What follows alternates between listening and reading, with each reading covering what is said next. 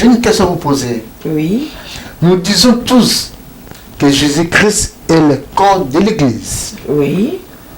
Dans un corps, il y a plusieurs membres qui sont différents l'un à l'autre. Exactement. Comment expliquons, nous qui sommes le corps de l'Église, il y a toujours des problèmes.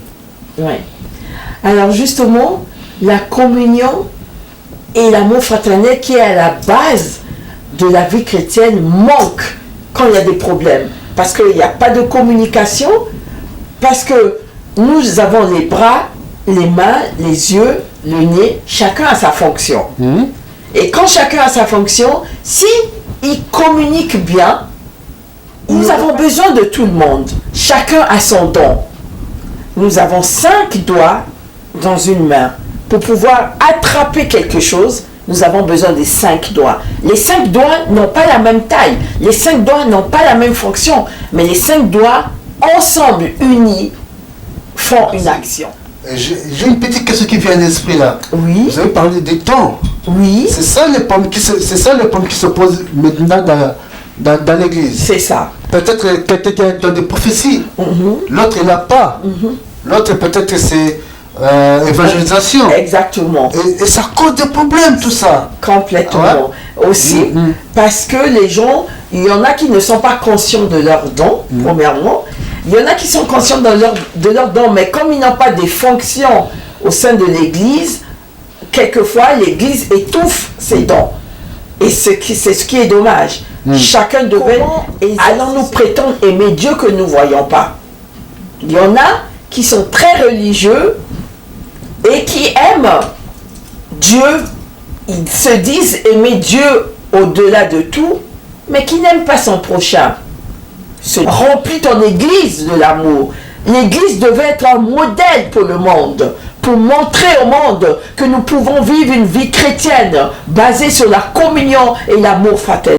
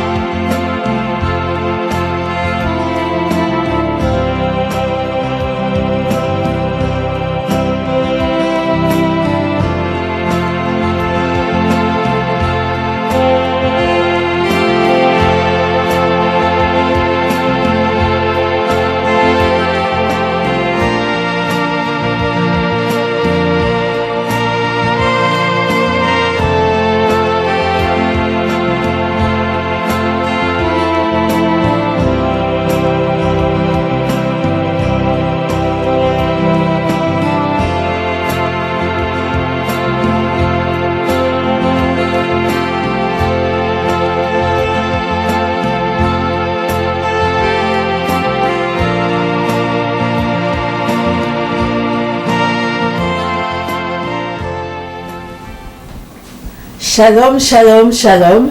Alléluia, peuple de Dieu. Vous êtes les bienvenus dans l'émission Prière mode d'emploi simple. Cette émission que vous attendez pour passer un moment dans la présence du Seigneur, dans la présence du Très-Haut, dans la présence de l'Éternel, l'Éternel des armées. Aujourd'hui, nous allons parler de la communion et l'amour fraternel. Ce qui est à la base même de la vie chrétienne. Alors nous allons remettre ce moment entre les mains de l'Éternel. Éternel des armées, je viens devant ton trône de grâce m'humilier. Je viens te remettre ce moment entre tes mains. Mon frère et moi, nous remettons ce moment entre tes mains. Sois élevé à jamais. Père, nul n'est comparable à toi. Tout est entre tes mains. Tu es la source de tout. Nous ne pouvons rien faire sans ta présence. Nous invoquons la présence du Saint-Esprit. Que le Saint-Esprit vienne prendre le contrôle de ma bouche. Je m'abandonne comme simple instrument de l'Éternel pour parler à ton peuple. Merci Seigneur. Merci de m'avoir choisi. Merci de m'avoir inspiré. Merci de continuer à m'utiliser pour ta seule gloire. Merci pour le souffle de vie, Seigneur. Merci pour cette santé que tu nous donnes en ce moment si difficile. Nous ne sommes pas mieux que les autres, mais tu nous as fait grâce, ô Père éternel. Merci pour ce moment merveilleux. bénis ton peuple, bénis les chers auditeurs et auditrices qui passent un moment dans la joie, dans l'amour et dans la paix, en ta présence, dans le nom puissant du Seigneur Jésus-Christ. J'ai ainsi prié et le peuple de Dieu et moi nous disons Amen, Amen, Amen. Voilà, peuple de Dieu, j'ai été conduite à passer, en fait, à choisir ce thème parce que nous traversons un moment crucial, un moment difficile, un moment compliqué, un moment inattendu qu'on n'attendait pas, avec cette deuxième vague de Corona, avec tout ce qui se passe.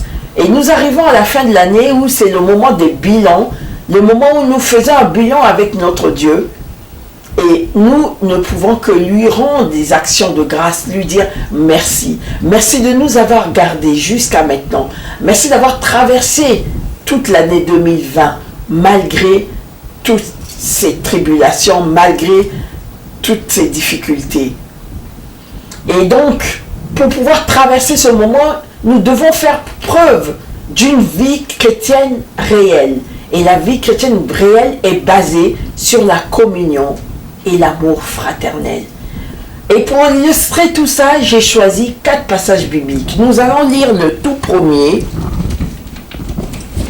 dans le livre de Jean, le chapitre 13 et le verset 34. La Bible nous dit: je vous donne un commandement nouveau. Aimez-vous les uns les autres. Comme je vous ai aimé, vous aussi aimez-vous les uns les autres. Quel beau commandement! Oui, nous devons nous aimer les uns les autres. C'est le commandement que Jésus-Christ nous a laissé. Il nous a aimés et il nous demande de nous aimer les uns les autres. Parce qu'en nous aimant les uns les autres, nous allons passer des moments de solidarité. Dans l'humilité, nous allons nous entraider, nous allons nous encourager les uns les autres. Nous avons besoin de tout le monde. Chacun a son don. Nous avons 5 doigts dans une main. Pour pouvoir attraper quelque chose, nous avons besoin des 5 doigts. Les 5 doigts n'ont pas la même taille. Les 5 doigts n'ont pas la même fonction. Mais les 5 doigts, ensemble, unis, font une action. C'est de même dans notre communauté, dans les nations, dans les peuples, dans les familles. Nous devons nous aimer, nous devons nous unir. Et si nous nous basons sur cet amour et cette communion fraternelle, il y aurait moins de guerres, il y aurait moins de problèmes, moins de divisions. Nous allons aussi lire dans le livre de Actes des Apôtres,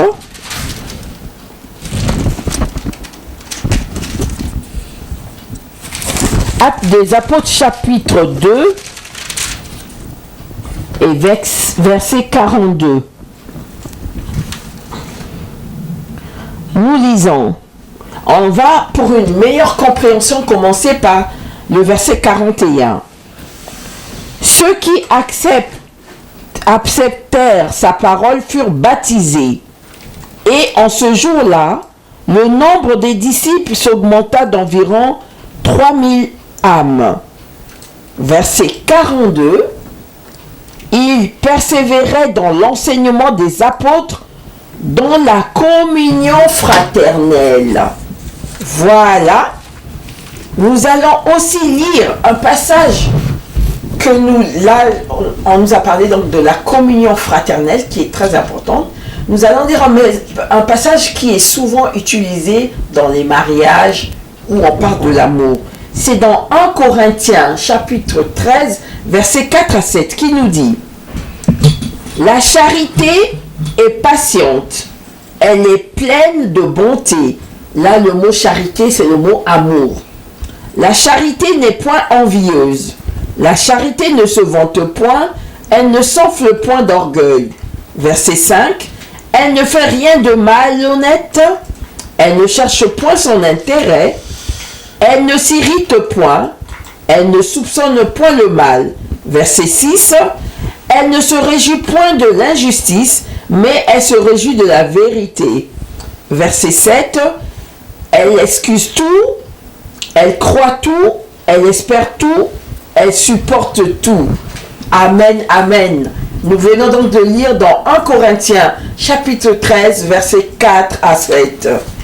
Et nous allons finir au niveau des versets bibliques, de lire dans 1 Jean 4, versets 20 et 21, qui nous dit: si quelqu'un dit j'aime Dieu, verset 20, et qu'il haïsse son frère, c'est un menteur. Car celui qui n'aime pas son frère, qu'il voit, comment peut-il aimer Dieu qui ne voit pas? Verset 21. Et nous avons de lui ce commandement que celui qui aime Dieu aime aussi son frère. Amen. Amen, amen, amen. Et vraiment, la communion et l'amour fraternel est la base même de la vie chrétienne. Elle est nécessaire.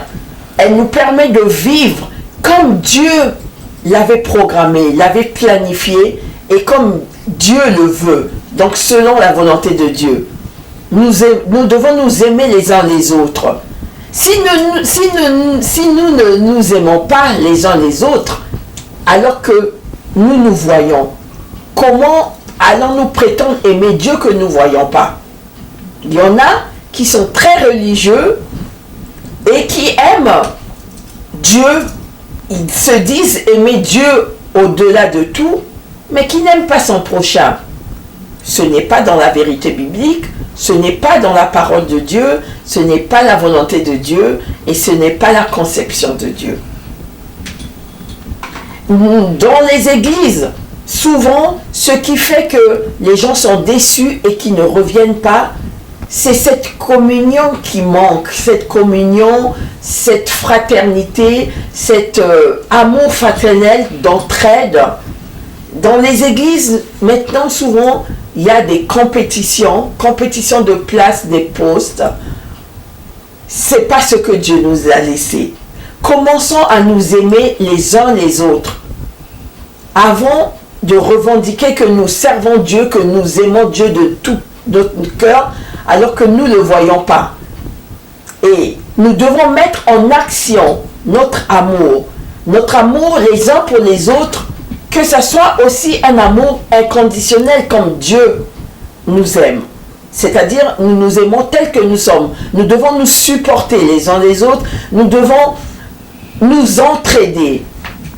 Cela est très important. Cela reflète cette communion fraternelle, cet amour fraternel, dégage une certaine ambiance, atmosphère dans le lieu où vous vous trouvez, que ce soit dans une église, dans une famille, dans une université, à l'école, partout où il y a des êtres humains, pour ça se dégage, l'amour qui se dégage apporte une certaine ambiance de perfection, de bien-être, de courtoisie.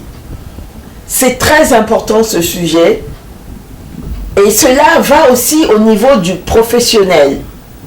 Nous devons aimer nos collègues, nous devons nous entraider, nous devons faire tout ça à la base de l'humilité, sans orgueil, comme l'a dit la parole de Dieu. Sans orgueil, sans murmurer, sans se comparer, sans être en compétition. Parce que l'éternelle compétition apporte une mauvaise ambiance.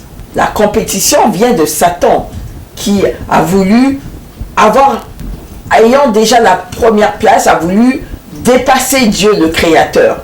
Ça va dans un sentiment de compétition. La compétition, elle n'est pas positive. Elle n'est pas dans la construction de la communion et amour fraternel. La jalousie, non plus le manque de pardon. Ce sont tous des éléments qui nous empêchent d'être en communion fraternelle, qui nous empêchent de nous aimer les uns des autres. Qu'est-ce que nous devons encore utiliser? Nous devons surtout utiliser la communication. Comment ne pouvons-nous, si nous ne communiquons pas, comment pouvons-nous résoudre des problèmes ensemble? si nous ne nous parlons pas, tout se passe par la communication. Pour qu'il y ait une communion parfaite, il faut une bonne communication. Entre frères et sœurs, entre collègues, entre fidèles de l'Église, dans une famille biologique, dans une famille spirituelle, nous avons besoin de communiquer. Nous avons besoin de parler pour éviter qu'il y ait des non-dits, pour éviter qu'il y ait des animosités, des incompréhensions. Nous devons communiquer. Nous devons nous aimer. Dieu, il est bon, il est bon. Dieu, il est bon, il est bon. Dieu, il est bon. Il est bon pour nous. Alléluia. Dieu est amour, est amour. Dieu est amour, est amour. Dieu est amour, est amour, est amour. Nzambe malamu, malamu. Nzambe malamu, malamu. Nzambe malamu, malamu mingi. Alléluia. Nzambe bolingo, bolingo. Nzambe bolingo, bolingo. Nzambe bolingo, bolingo mingi. Oui, Dieu est amour. Il nous a créés à son image. Nous aussi, nous devons être amour. Nous devons dégager l'amour. Nous devons nous aimer les uns les autres comme la parole nous le dit, vient de nous le dire. Nous devons nous entraider. Nous devons nous encourager les uns les autres en partageant des témoignages, en s'encourageant les uns les autres. Nous pouvons traverser des moments difficiles, mais si nous sommes dans la communion fraternelle, dans l'amour fraternel, nous passerons ces moments plus facilement que si nous sommes en bagarre, en guerre, en compétition, en jalousie, en manque de pardon. C'est très très important, mes frères et sœurs. Très important le sujet de l'amour, très important le sujet de la communion. Communion fraternelle, mais entre le ciment de tout ça, c'est Jésus-Christ de Nazareth. C'est le Saint-Esprit. Le Saint-Esprit qui vient en communion avec nous. Voilà ce que j'avais à partager avec vous. Je ne sais pas si mon frère, il a des questions, une ou deux questions, ou un apport, quelque chose à apporter. Bonjour, la servante de Dieu, Anne-Michel. Bonjour, mon frère Chego. Nous sommes bénis aujourd'hui. Amen. Parce que vous avez parlé de l'amour et la communion fraternelle. C'est ça. Dans nos églises, dans nos communautés. Amen. J'ai une question à vous poser. Oui. Nous disons tous que Jésus-Christ est le corps de l'église. Oui. Dans un corps, il y a plusieurs membres qui sont différents l'un à l'autre. Exactement. Comment expliquons, nous qui sommes le corps d'église, il y a toujours des problèmes. Oui. Alors justement, la communion et l'amour fraternel qui est à la base de la vie chrétienne manque quand il y a des problèmes. Parce qu'il n'y a pas de communication, parce que nous avons les bras, les mains, les yeux, le nez, chacun a sa fonction. Et quand chacun a sa fonction, si il communique bien, il n'y aurait pas de problème. Et dans la communication, il y a l'amour. Il faut que tout soit fait à la base de l'amour.